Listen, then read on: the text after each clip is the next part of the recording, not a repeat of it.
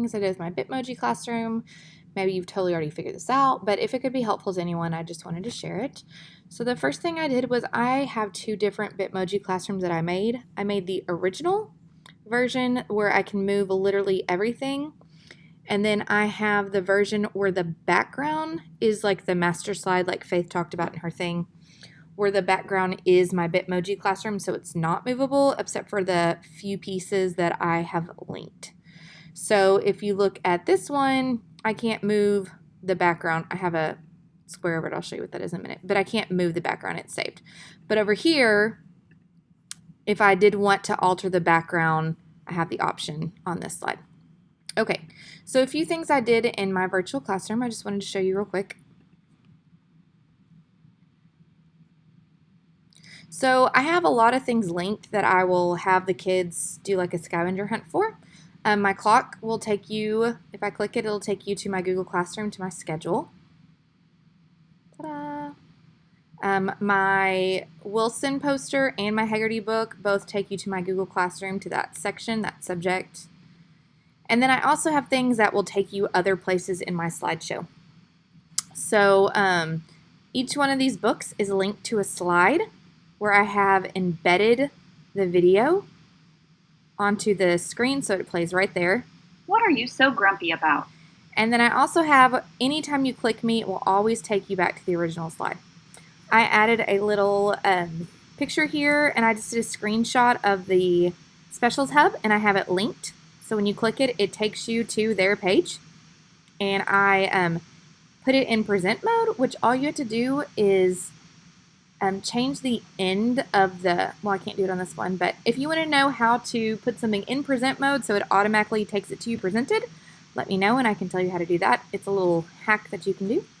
I have my Clever link so that it can go to Clever, and then each one of these things will take you to a room. And my computer will take you to our Google Meet. And these pieces of paper also take you to a room. So my science and social studies stuff will take you to this room, which, oh, it's so zoomed in, which literally will just have our science curriculum played on the board or anything like that, social studies videos, those type things, because that's probably something I won't be doing as much live teaching as my other subjects. And then if you click reading groups, it'll take you to my reading group room. I will have their reading group books on the walls linked. And then, like I said, you can always click me, and it takes you back. And that's just a linked slide. I'll show you that in just a second how I do it. And then I've got a class library where I can put different books that they can go and watch YouTube videos. All of my characters, oh, his tail got cropped off. I need to fix that. All of my characters take you to a YouTube video that plays right here. Same thing, I can click me to go back. I have a wit and wisdom room where I've got things up for our essential questions, our focus questions, and the book that we're reading. And then I've got this chart here that I could, do a wonder and that type thing chart that they can, click, and then it'll take them to my Google Classroom. Oh, I need to put a me in this slide. I just realized there's no way to get back. This is my math room. It's just bulletin boards for me to put anchor charts on. And then that's pretty much it. So, okay, let me get out of present mode and show you how I did everything. Okay, so on this slide, if you click, it's just a link. And how you do that is whatever item you want to click to go somewhere. So for me, you do insert link, and then I'll take this off. It gives you a, you can either do an actual link, or if you do slides in this presentation, I have me always linked to slide 1. So anytime they click me, it goes back to slide 1. So on this page, slide 1. On this page, slide 1. So anytime they click me, it takes them back to slide 1. I have my books also linked to a slide. So when you click Bad Case of Stripes, it takes you to slide 7. And slide 7 has Bad Case of Stripes on the board ready to go. And the way I put that YouTube video is I did insert video, and it brings up a YouTube link search thing. It isn't being so ridiculously slow. And you can just type it. If you have the URL, you can do it by the URL.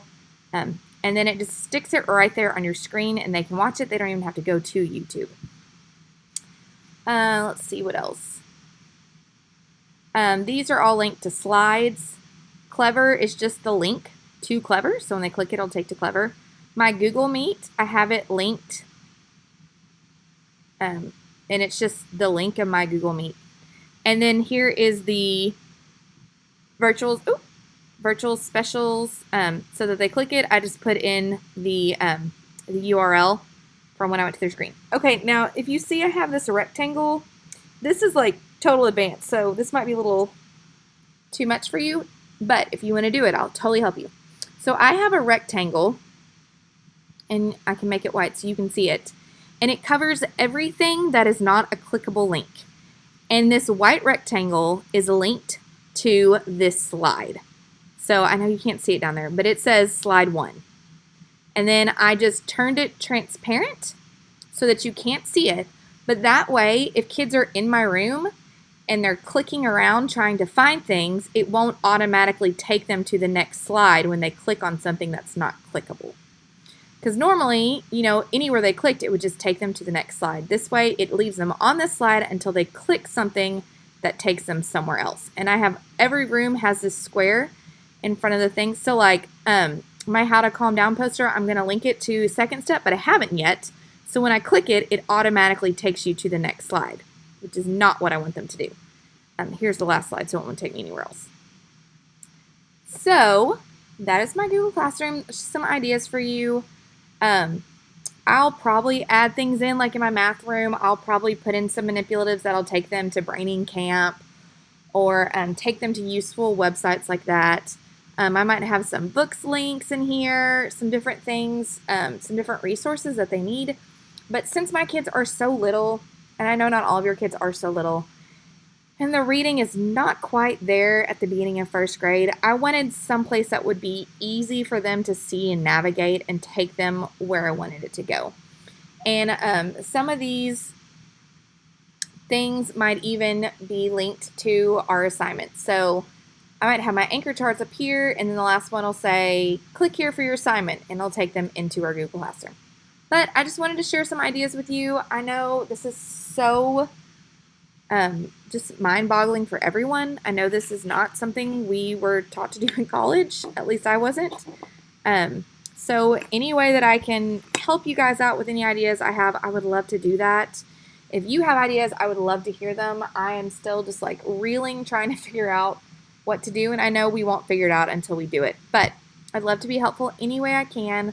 Let me know if you have any questions about this, or if you want me to take a look, you can share yours with me, and I can walk you through it for that. So yeah, thanks.